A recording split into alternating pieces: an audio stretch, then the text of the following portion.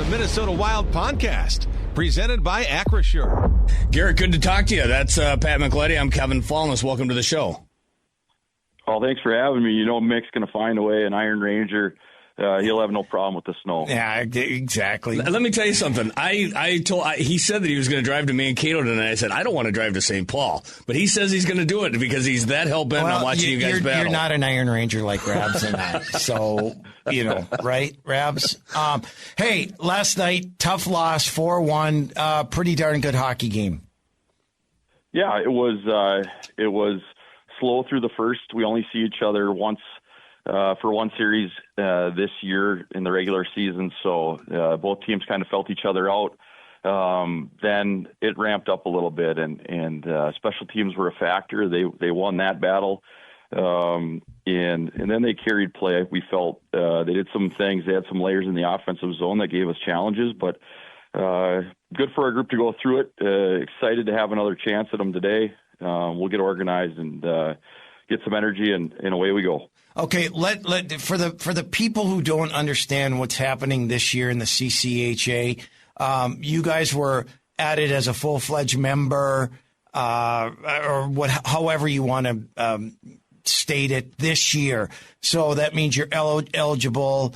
Not for the conference championship and the right if you win the league to go on to the NCAAs. But if you look at the standings, it would have you guys near the bottom. But that's not necessarily the case due to the how it's made up this year. So why don't you explain how that has all been put together? Okay, so from the start, we had a 3-year plan, and the first 2 years were a phased-in approach as we got our program up and running. So, for example, we played Mankato in Sioux Falls last year, and then we're playing them in Mankato this year, and that's the plan for every team. We were at Bemidji last year. Bemidji visited us this year. So we see every league member, the other 8 members, one league series. Right around July, the CCHA and the administrators felt like we added enough value in year one that we should be eligible to compete for some league points. And what they decided to do is go with a points percentage. So points available, points and points earned. That's how our standings sit.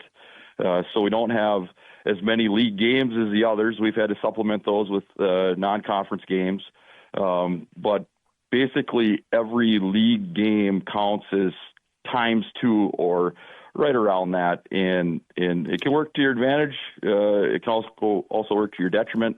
We've done a good job of handling our business up until this point in league, which has us on the points percentage in that top half. And when I look at the points percentage, at least in the CCHA, I see you and Minnesota State battling for that top spot, which puts an added emphasis on this weekend, correct? Yeah, no doubt. And it's great for our guys to be living through it. Meaningful games this late in the season. Hopefully that's something you can do year in and year out. Really unique. A lot of our guys have never played in environments like that or with the anxiety, excitement, whatever word you want to use that comes with that. So we're in a good spot. We have another chance at Mankato. Then we finish with Tech in league. So it's coming down to the wire fast. We're in a position where we will be competing in that CCHA League playoff, still to be determined whether we're at home, on the road, but points are at a premium. We just got to play good hockey here. And I'd be remiss before we continue on with your team to congratulate you again for winning the gold medal at the U.S. World Junior Championships. You were part of that staff again. That must have been so exciting for you and the rest of the staff. Yeah, and credit to a great staff led by John Van Beesbroek and David Carl. Fortunate to be a part of it. Did it over in Sweden last year. Never had been done back-to-back for our country. And to have a chance to do it up in Ottawa in Canada, now it takes on a different life, big-time venue, but it's the players. I mean, this is a players' tournament. To watch some of these guys go to work and the plays they made, and then to win it in a 3-on-3 overtime. Teddy Stiga, his first shot of the tournament. Wow.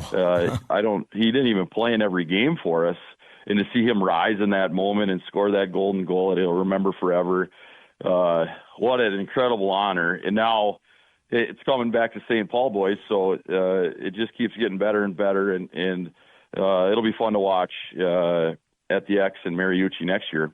Super excited for that, for sure. Excited for the Four Nations Cup coming up this coming week, and then the Olympics following that. There's a lot of international hockey coming right to our doorstep. I'm going to ask you a completely selfish question, Garrett, because you got a player on there that I followed. You know where I'm going with this? I love him. He's a St. Louis Park boy, and I know that he's on your roster, a transfer, I think a couple years ago. But Luke Mobley, I think he wears a letter for your team. I could ask you about any number of the guys on your squad, but I want to hear about Luke Mobley and how he's developed into a leader on your team.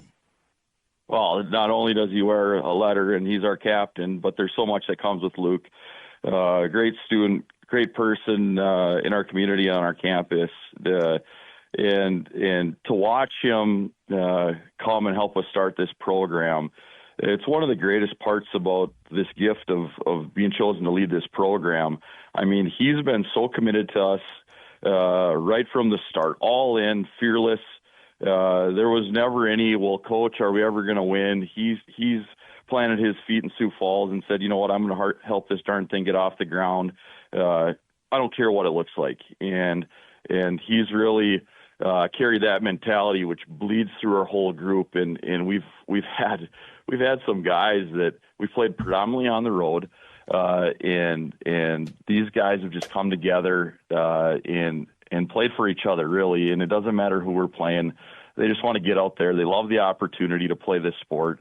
And it's been fun to watch, boy. Hey, Rabs, I know when you got hired and you go in and you have a plan and you obviously want to execute that plan and kind of have a timetable to where you eventually want to get to. Are you surprised at all at how quickly this has come together? I mean, looking back from where you were to where you are today? I mean, you certainly you say you have a plan. I think that's that can what get blown up. People on the committee want to hear.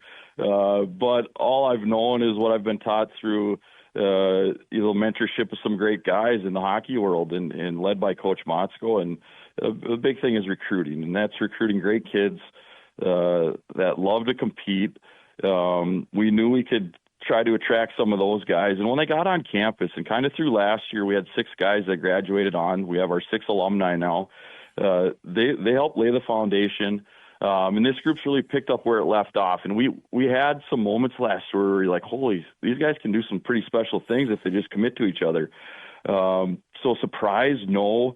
We're certainly in a great spot, and it's beyond expectations for so many. But the guys in the room, they just show up to the rink, compete every day, and play. And if you get enough guys doing that, it's crazy what they can accomplish.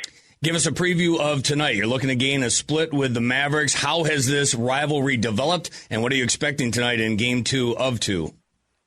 Well, it's an NSIC rivalry in all their sports. We're trying to get this thing established at the hockey level. There's a great crowd. There's a great energy. It helps both teams. We just have to be a better team tonight, and we have that bounce back. It's a little somber, around the breakfast room today, but that's all part of it. We'll identify some things through video, like every team does in the country, and we'll come out and try to make the corrections needed. 4-1 empty netter. We were in the fight. We should gain some confidence from that. We feel like we got better in our room, and ultimately at 6:00 today, we'll take the ice and give our best pushback and hopefully come out on top. Well, we look forward to watching it. I know Pat's going to be in the stands somehow, some way. Well, I'm going to stop down and see him. I was going to say there's no way you're not going to go down and talk to him. Of course, right? So well, that's what I was going to say. Like, we don't really know what we're doing until Pat coaches us. Exactly. We'll get a game plan together after that. You got it. Awesome. Garrett, thank you. Good luck. Thanks, and congrats on a great starter. For an extraordinary advantage in sports, you need a game plan. For an extraordinary advantage everywhere else, all you need is Acrisure. With a high-tech human approach to insurance, cybersecurity, and more, Acrisure helps you take care of what you care about. That makes winning easy. See what Acrisure's extraordinary advantage can do for you at acrisure.com.